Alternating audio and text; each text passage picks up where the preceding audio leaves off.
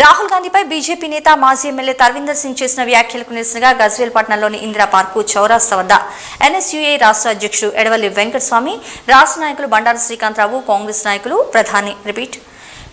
నాయకులు ప్రధాని నరేంద్ర మోడీ చిత్రపటాన్ని దగ్ధం చేశారు.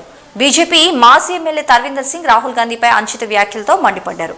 రాష్ట్ర నాయకులు బండారు శ్రీకాంత్, నీ నానమ్మలాగే నీకు అదే గతి పడుతుందంటూ రాహుల్ గాంధీపై అనుచిత వ్యాఖ్యలు చేయడం సరికాదన్నారు. రాష్ట్ర ఎన్ఎస్యూఐ నాయకులు తెలంగాణ రాష్ట్ర కాంగ్రెస్ పార్టీ పక్షాన మేము ఈ విషయాన్ని తీవ్రంగా ఖండిస్తున్నామంటూ పేర్కొన్నారు. బీజేపీ నేతల మాటలను ఇంకా ప్రధానమంత్రి, కేంద్ర మంత్రులు ఎవరూ కూడా అనుచిత వ్యాఖ్యలపై స్పందించకపోవడం చాలా బాధాకరం. ఇంకోసారి రాహుల్ గాంధీపై అనుచిత వ్యాఖ్యలు చేస్తే ఎన్ఎస్యూఐ పక్షాన బీజేపీ నాయకుల నాలికలు కోస్తామంటూ పేర్కొన్నారు. తక్షణమే బీజేపీ నాయకులు క్షమాపణ చెప్పాలని, లేని పక్షంలో కఠిన చర్యలు ఉంటాయంటూ హెచ్చరించారు. ఈరోజు ముఖ్య అతిథి గౌరవనీయులు సోదరులు వెంకటస్వామి గారికి గజ్వేల్ కాంగ్రెస్ పార్టీ తరఫున, జిల్లా పార్టీ తరఫున స్వాగతిస్తూ, ఏదైతే బీజేపీ అగ్రనేతలు అహంకార పూరితమైనటువంటి వ్యాఖ్యలు చేస్తున్నారో, తన్విందర్ సింగ్ ఖబర్దార్, నువ్వు ఏదైతే వ్యాఖ్యలు మా గుండెకాయ అయినటువంటి మా నాయకుడు రాహుల్ గాంధీ మీద చేసిన వ్యాఖ్యలు వెంటనే వెనక్కి తీసుకొని పక్షాన మరి భారతదేశంలో నువ్వు ఎక్కడున్నా మాకు కాంగ్రెస్ కార్యకర్తలకు చాలా సులభం, నిన్ను పట్టుకొని నేను ఏ గతి చేయాలనో అదే గతి చేస్తాం. మనందరికీ తెలుసు, కాంగ్రెస్ పార్టీ కుటుంబం, రాహుల్ గాంధీ గారి, మన గాంధీ కుటుంబం త్యాగాల కుటుంబం. రాహుల్ గాంధీ గారు నానమ్మ గారిని పోగొట్టుకున్నారు, నాన్నగారిని పోగొట్టుకొని ప్రజల గురించి బతుకుతున్నటువంటి వ్యక్తి, దేశాన్ని గురించి బతుకుతున్నటువంటి వ్యక్తి మన నాయకుడు, ప్రీతమ నాయకుడు రాహుల్ గాంధీ గారు. మరి వారిని ఈ రకమైనటువంటి మాట ఏదైతే సింగర్ అన్నారో, తన్విందర్ సింగ్ గారు అన్నారో, దాన్ని సమర్థిస్తూ, అంటే మౌనం అంగీకారం, ఎవరు మాట్లాడకపోవడం అంటే సీనియర్ నాయకులు మోడీ గారు కానీ, అమిత్ షా గారు కానీ, ఇతర సీనియర్ నాయకులు అంగీకరిస్తున్నట్టు చాలా బాధాకరం, చాలా దురదృష్టకరం.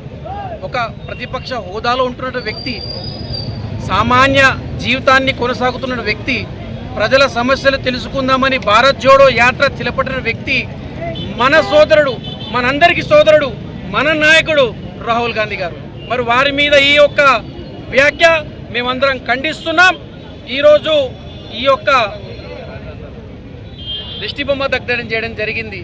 మరి రానున్న కాలంలో క్షమాపణ చెప్పకపోతే ఏ రకమైనటువంటి చర్య ఉంటుందో ఎన్ఎస్యూ తరఫున, యూత్ కాంగ్రెస్ తరఫున, అన్ని అనుబంధ సంస్థల తరఫున, ముఖ్యంగా మా బీసీ నాయకుడు, మా పిసిసి అధ్యక్షులు మహేష్ కుమార్ గారి నేతృత్వంలో ఏం జరగబోతుందో మీ ద్వారా ప్రజలు చూస్తారు.